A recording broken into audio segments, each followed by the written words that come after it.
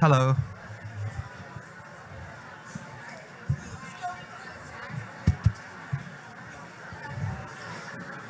Good afternoon. Hello.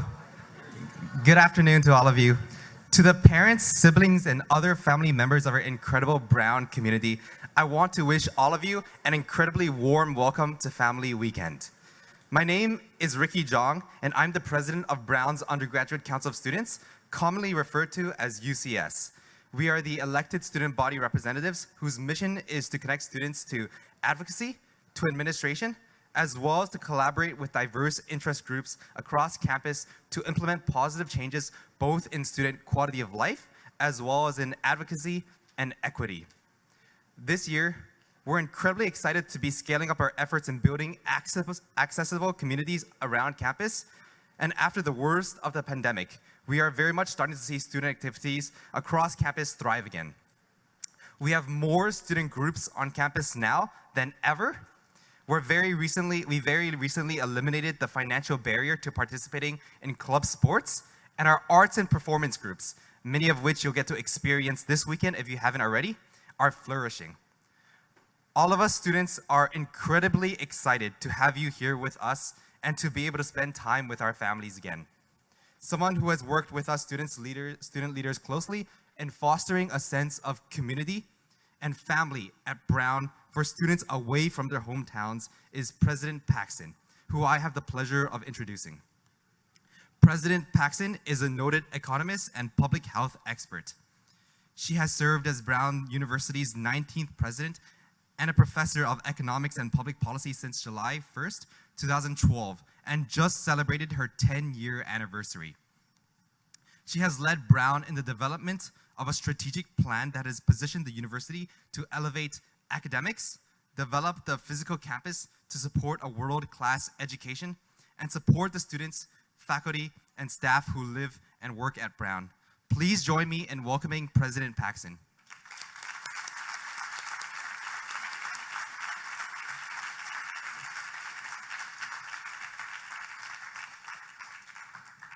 Thank you, Ricky. And it's such a pleasure to work with our students who are the UCS representatives. So they do a fantastic job. Thank you for everything that you do and your colleagues. So good evening, everybody. Welcome to Family Weekend. I am just thrilled to have so many of you back on campus for this in-person, vibrant weekend. Best weather ever, don't you think? It's amazing. So in a few minutes, I'm going to have the privilege of introducing Dean of the College, Rashid Zia, who will introduce three of our distinguished faculty members and moderate their conversation. I'm really looking forward to that. We have incredible faculty across all disciplines, and I've asked these three individuals here tonight to join us because they've all experienced Brown from multiple perspectives. First, as students, and then as faculty members. And I would add that Dean Zia, you'll see when I introduce him, also falls into that category. So I asked them if they'd each speak for a few minutes about how they view the distinctive Brown educational experience. And they're also delivering faculty forums over the course of the weekend. So if you like what you hear, you can go and hear more of them during the course of the weekend. So before we turn to the faculty, I just want to say a few brief words about this weekend and what it's like to be a student at Brown. Now, first, before we get there, I want to encourage all of you. We have an amazing program. The staff here, the faculty have put together faculty forums. They're walking tours led by the Center for the Study of Slavery and Justice. You can catch an a cappella concert. You'll have a classic Ivy League football matchup against Cornell. We will win. And I hope that all of you will join us downtown tomorrow night for Waterfire. That starts at 5:45 p.m. at Water Place Park. And if you haven't been there before, it's this beautiful kind of world-class experience, community art experience that is distinctly Providence. It's really amazing. It was started by a Brown alum named Barnaby Evans, and Barnaby will be hosting a session tomorrow as well. So you can learn about the magic that he's created here in Providence, and it's been spread around the world, literally, since he started it. The most important thing for the families to do this weekend is for you to see firsthand what life is like for your child at Brown. And, the past couple years have taught us that we can do a lot virtually. We know that. But it's also displayed what we value, being together in person, the relationships, the collaborations that develop in a residential university. Now, every college student is different, and how you communicate with the students in your family is going to also be different. It's going to vary. Some of you may be getting real-time, daily downloads of everything that's happened. Others, and this has been my experience as a Brown parent, is that you may be able to coax out only tiny bits of information, mostly by text. And it goes something like this. Question: how are your classes? Answer, a few minutes later, great! Exclamation point. That's good. Question: are you getting along with your roommate? Answer, hours later, a thumbs up emoji. Question: are you getting enough sleep? No response. Ever. Nope. So usually the families of first-year students, you're the most heavily represented here during Family Weekend. But some of you have come because you haven't had a chance to be here in person during Family Weekend. Maybe your students are sophomores, juniors, or even graduating this year. So I hope that you all have a great time. And I hope you recognize three things during the course of Family Weekend. The first is that your children, your students, feel grounded and comfortable. That they have made or are beginning to make, if they're first-year students, the lifelong friends. They're finding their place within this Brown ecosystem, which is, wonderful and complex and rich. This is really important that students find their place here. All students should feel a sense of ownership at Brown, no matter what their path to get here. Brown is their university, no matter what their interests are. They have a stake not only in their own intellectual and social development, but in the success of everyone in this community. This ownership, this sense of, commitment to a connected community is really one of the primary things that unleashes the magic of student-centered learning. It's an environment that we work so hard to create and sustain.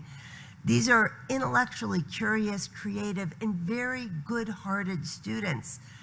And they have an uncommon ability to work together in ways that help everyone learn more and aspire higher. I'm constantly astonished by the goodness of this community, and it starts with our students, your children, joining with faculty and administrators to create the caring and collaborative community that we all want. Now, second, and I'm going to speed this up a little bit. You can see I'm losing my voice, right? Sorry. I've been talking a lot today. I hope that you see that your students are enrolled in courses that are interesting, challenging, and provide the intellectual engagement that's really the hallmark of a Brown education. There are lingering myths out there. I heard one from somebody not too long ago. The open curriculum gets them off the hook from taking hard courses. You're likely hearing something very different. And in fact, something really funny happened during the pandemic. I started hearing from parents whose students were studying at home, had chosen to do that their children had far too much work to do because their parents were seeing them doing it. Now, I also heard from parents who were avidly listening in on classes from the room next door, pretending they weren't, to classes that they would have loved to take themselves, and that was quite great. So the point here is that Brown students are serious about their academics, and the open curriculum does lend itself to academic rigor. I'm sure that you'll hear that from the faculty who will speak later. So the last thing I would say is that I hope that your children are developing a cadence of academics, extracurriculars, maybe including athletics, arts, other things, social life, and yes, sleep that works for them. My experience is that striking this balance, especially in the first year, it can be tough. Students at Brown are eager to leap into everything, everything. You know, I talk to students who say, yeah, I'm shopping 6 classes and I joined 5 clubs. Like, no, you can't do that. But they want to do that, and they're great. I think that there's a role that families can play during this time, not telling them what to do, because they're adults, but really helping to guide them to make good choices. A little nudging can go a long way in helping them to set realistic goals, priorities, and assuring them that they will have plenty of time here at Brown to do everything that they want to do. So we all know that the last couple years have been challenging. They've tested higher education, issues of national concern, racism, immigration, free speech, political and economic polarization, not to mention a pandemic. These have all been difficult and contentious issues on American college campuses. But I do think that it's during these times of tension that we witness the resilience and the goodness of our communities. And I really stand proud of what we're doing at Brown. And I stand proud of what our students are doing at Brown. Every single day, the story that we're creating here, I think, is the same. And it's students and faculty learning and advancing knowledge in a spirit of free inquiry and joy in a diverse and supportive community. And that's what we aspire to here. So now what I'd like to do is turn the program over to Rashid Zia. I think I have like 3 more minutes of voice left to me. Rashid is the Dean of the College, which means he has oversight of all aspects of the undergraduate academic program. He is also a professor of engineering and physics. There's a lot of ands in Rashid's introduction. So get it, engineering and physics. He continues to teach our students, so he's a dean and a professor. And if that's not enough, he's a proud Brown alumnus. He received his combined BA and Bachelor of Science in English and American Literature and Electrical Engineering from Brown in 2001. And he joined the faculty in 2006 after receiving his master's degree and his PhD from Stanford University. So please join me in welcoming Rashid Zia. Thank you.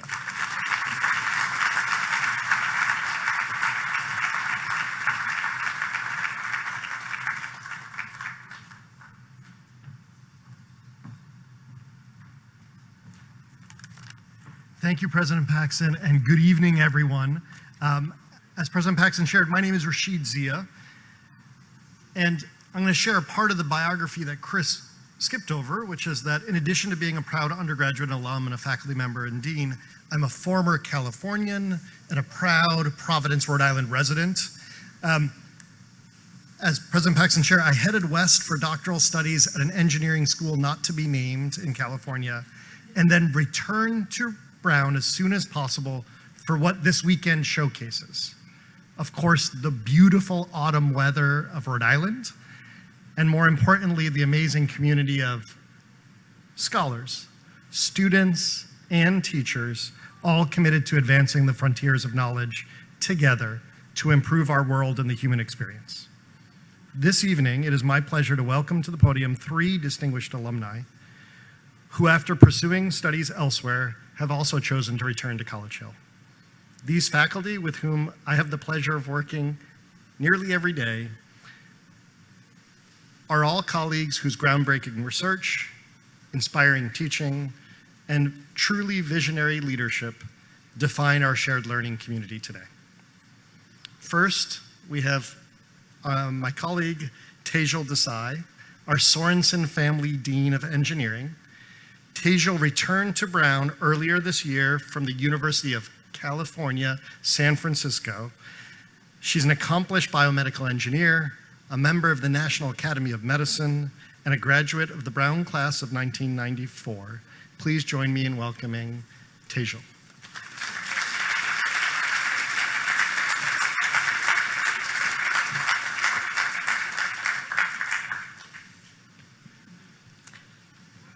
Thank you, and welcome to all of you. Wow, what a crowd.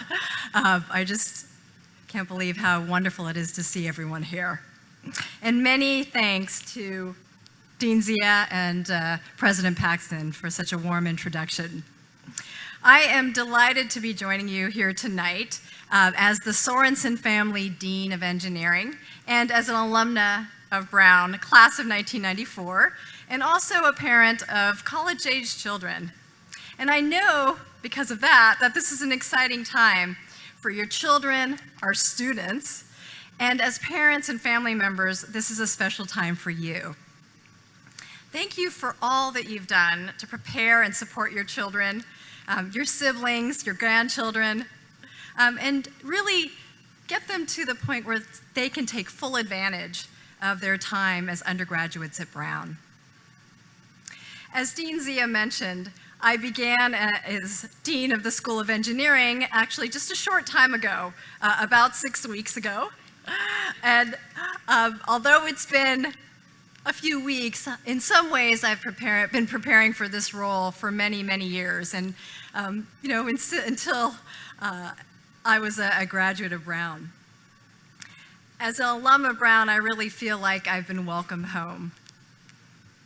It was on this campus that many years ago, I was able to explore and grow, and the experience really shaped who I am today, how I think, how I lead, how I interact with my community. I grew as a scientist and as a person.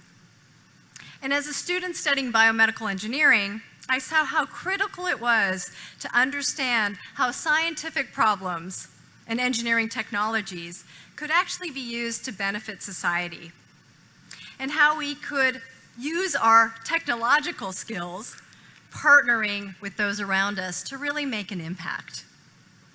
I also realized the importance of critical thinking, thoughtful discourse, collaboration, fostered by a community that values everyone. And so why did I come back to Brown? Well, I was drawn to Brown in part because of this deep connection to the university that began 3 decades ago. And while this may be the roots of my return, it is the Brown today that actually was most exciting and appealing. I was attracted by President Paxton's vision for this university that was conveyed so powerfully to me. To fulfill our mission of education, research, public engagement, and doing that at the highest level to impact locally and globally. And as an alum, I know and believe in the distinctiveness of Brown.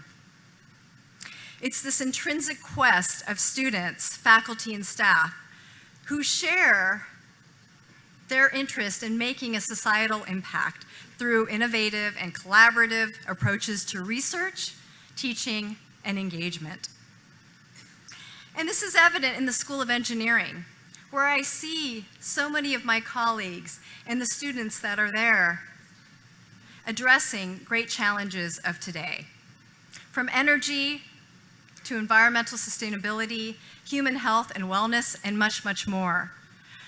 We are ready to address complex, interwoven challenges that require not only an engineering perspective, but also the perspective of so many different disciplines coming together.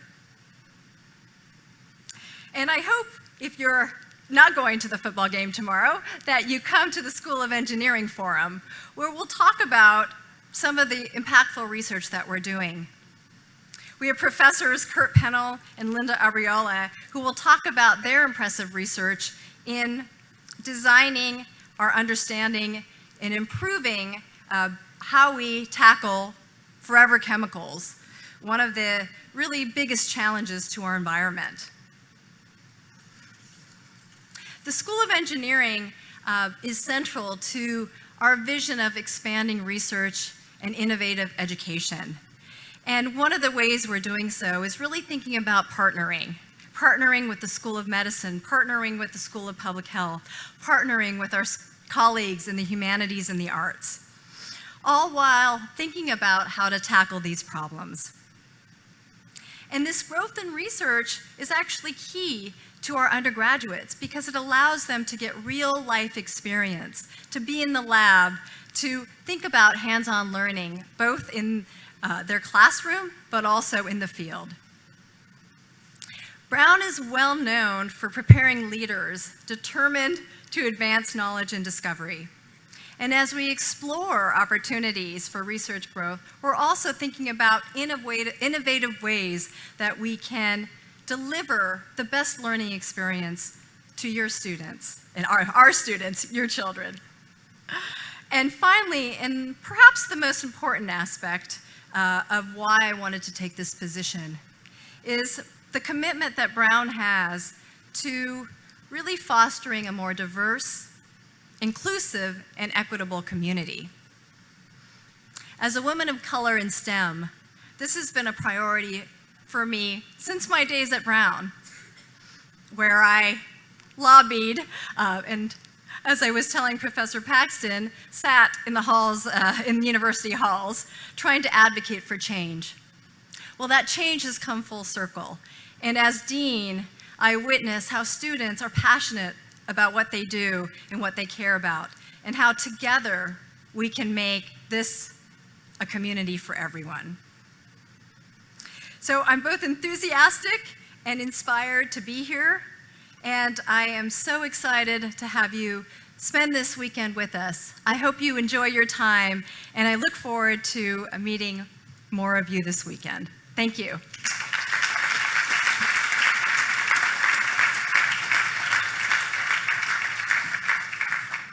Thank you so much, Tejal. So in case you didn't catch that, we're going to be beating Cornell both on the football field and in engineering, so you can attend those witnesses. And I just want to iterate that at Brown, undergraduate students are deeply involved in research. And right now we have funded research opportunities available to students through the Sprint UCHR program. The deadline's Monday. And as an example, this is an opportunity that's available to first years and sophomores as well as juniors and seniors. So please encourage your students to take a look. Next up, it is my pleasure to welcome Jennifer Lamb. Jenny is an associate professor of Latin American and Caribbean history. She's done fascinating work on the history of mental illness in Cuba, and she is a proud graduate of the Brown University class of 2006. Please join me in welcoming Jennifer.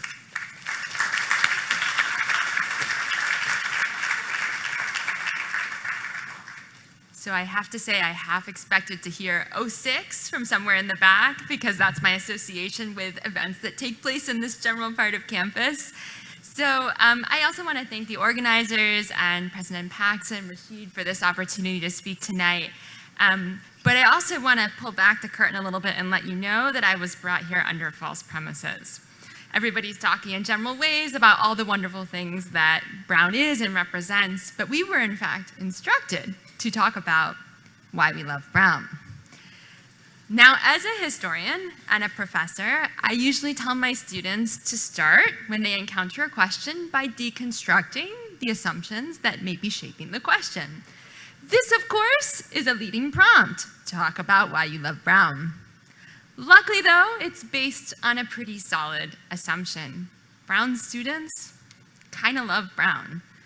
I would add an expletive, but this is a family event, so I won't. And I think that the people you see in front of you are maybe some of the best evidence for this. Brown exerts a gravitational pull on its alumni that is truly incredible to behold.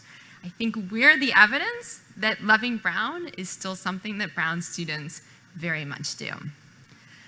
So in responding to this leading prompt, I decided to assemble some evidence, again, in keeping with my historical disciplinary training.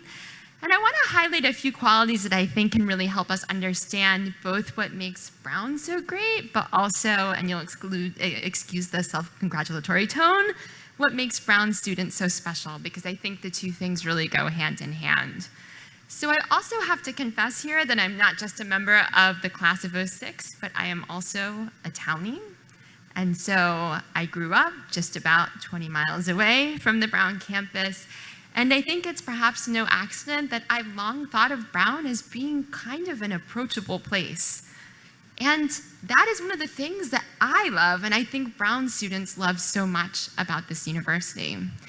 When I was an undergrad, the joke used to be that two Brown students or former Brown students could encounter each other almost anywhere in the world and find common ground to have at least an hour-long, but probably several hours-long conversation.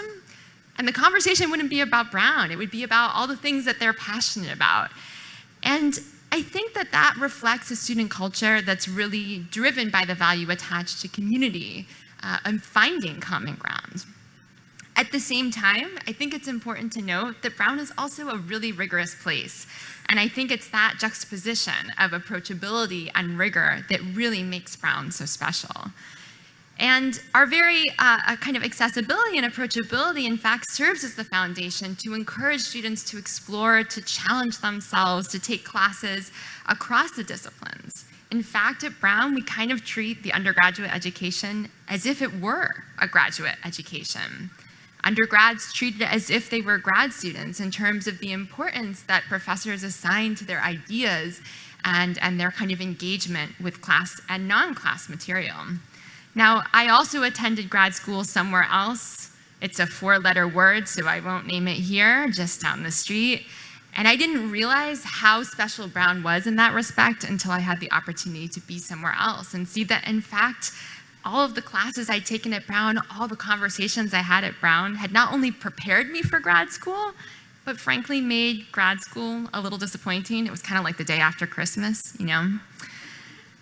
And so I think all of that also means that Brown students are really likely to be earnest. And I know that term connotes a certain amount of naivete, and that's not how I mean it. I mean it in the most positive sense. Brown students care a lot about everything. And you probably know because you live with one, right? And I can say as a former South Brown student, I still kind of care about everything. But especially Brown students care about their education, their coursework. And this is what struck me so much when I had the opportunity to be at one of Brown's peer institutions, that at Brown, classes aren't the background against which college life transpire. They are the stuff of college. Brown students really care about class. And that means that Brown students are also really committed. They're committed to service, to justice, but to learning and community. And so as committed and excited as Brown students are about what happens within the classroom, they are equally excited about extending what they learn in the classroom beyond it. So in conclusion, I want to say that as a member of the faculty and someone who is not so distant from my own undergraduate education, but distant enough that I have had to revise all of the pop culture references in my lectures already, twice, I still love Brown. But I never loved Brown more than when I have the opportunity to experience loving Brown through the eyes of my students, who come to class and come to my office brimming with insights, eager to know more, and insistent on finding, or I think better said, pursuing meaning. Thank you so much.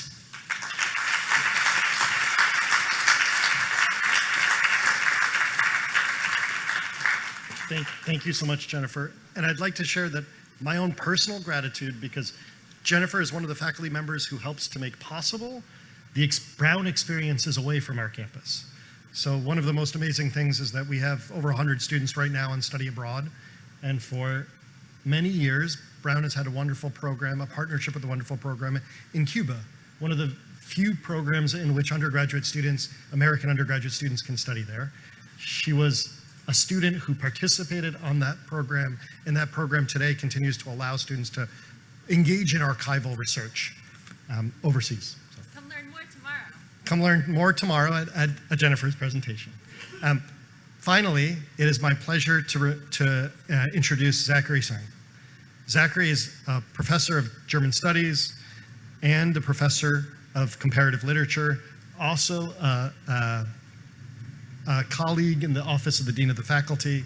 Zachary is originally from Singapore. He's a graduate of the Brown class of '93. I think, as Jennifer said, someone should shout 93 right now. And he loved Brown so much that he continued on to get his master's degree in 1994. Welcome, Zachary.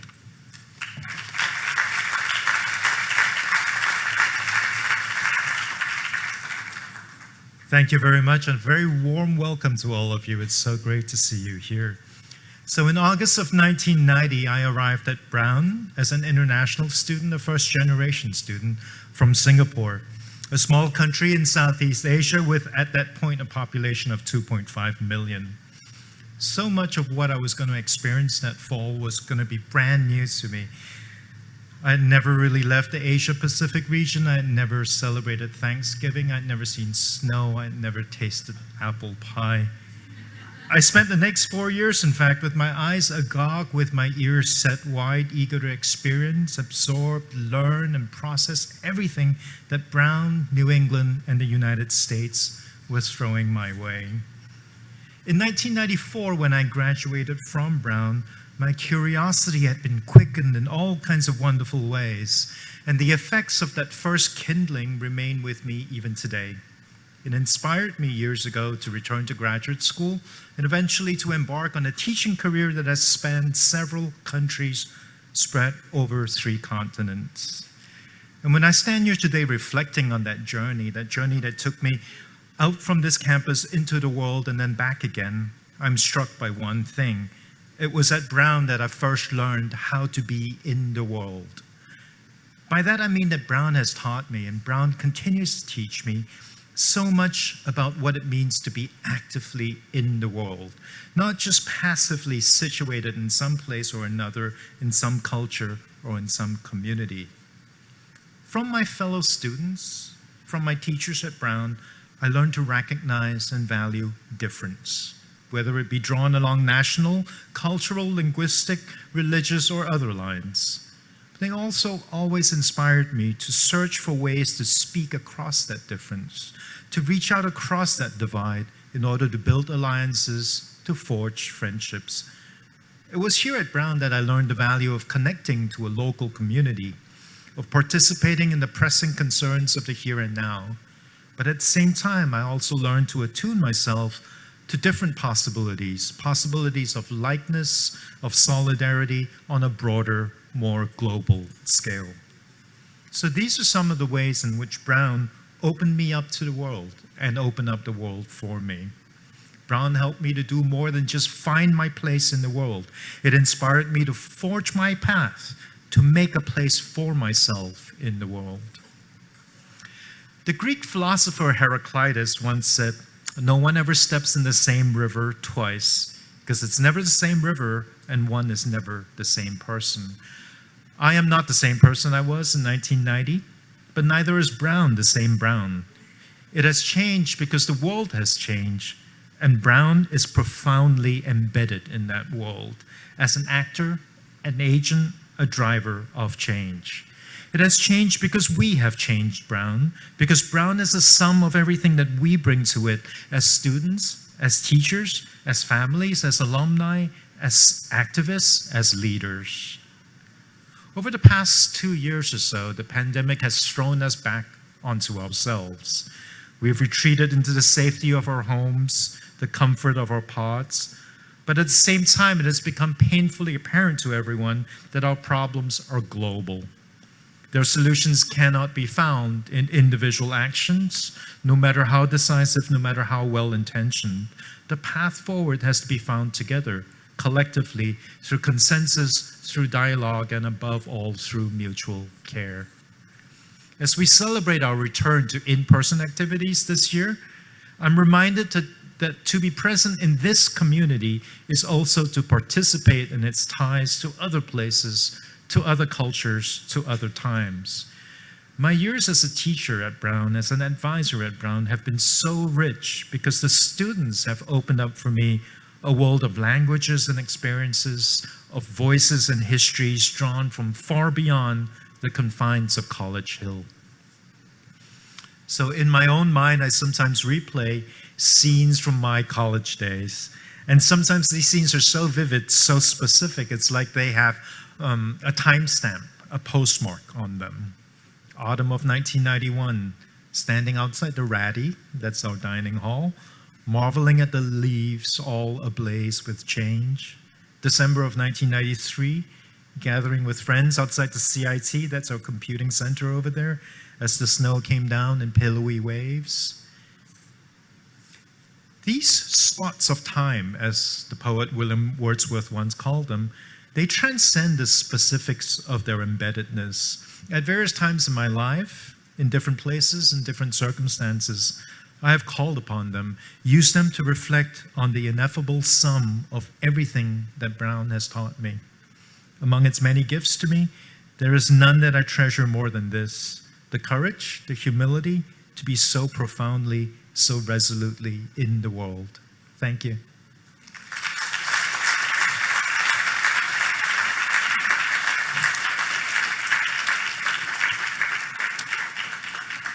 Thank you, Zachary, so much. For those of us who have known Brown over the decades, I will share with you that it is just amazing every year to welcome your students to our campus and to see this community grow.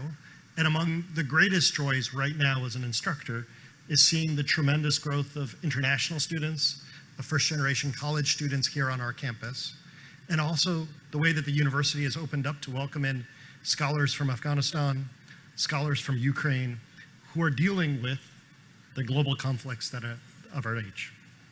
So I want to end by thanking all of the wonderful alumni, faculty, colleagues who are here, Tejal, Jennifer, Zachary, inviting you to attend their faculty forums this weekend. And I invite everyone to join us for a reception in the back of the tent. Thank you so much for coming. Thank you for letting your students come, and hope to get a chance to speak with you. Thank you.